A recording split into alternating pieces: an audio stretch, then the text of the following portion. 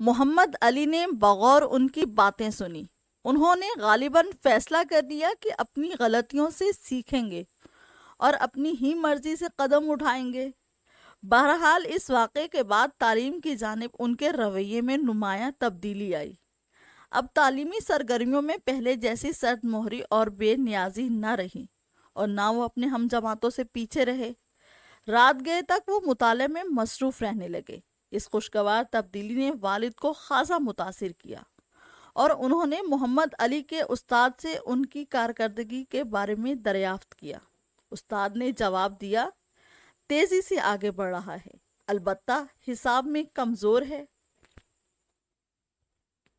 یہ سن کر والد کچھ پریشان سے ہوئے، کیونکہ کاروبار میں حساب کتاب تو ریڑھ کی ہڈی ہوتا ہے۔ ان کی خواہش تھی کہ ان کے بعد جب محمد علی کاروباری میدان میں جناح پونجا اینڈ کمپنی کی ذمہ داری سنبھالیں تو کاروبار اسی طرح پھلتا پھولتا رہے جیسا کہ فی زمانہ کیفیت تھی۔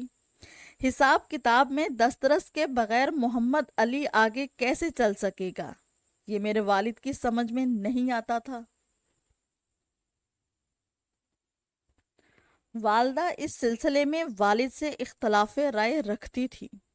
انہوں نے والد سے کہا، آپ فکر مت کریں، پکی امید ہے کہ محمد علی ایک روز اس طرح درخشاں ستارہ کی مانند چمکے گا کہ دنیا رشک کرے گی۔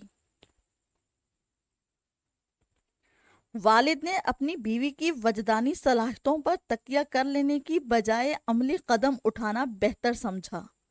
انہوں نے محمد علی کو کھارا در سے باہر ایک اسکول میں داخل کرا دیا، لیکن بدقسمتی سے وہاں کتابوں کی اتنی اہمیت نہ تھی جتنی کھیل کود کو حاصل تھی۔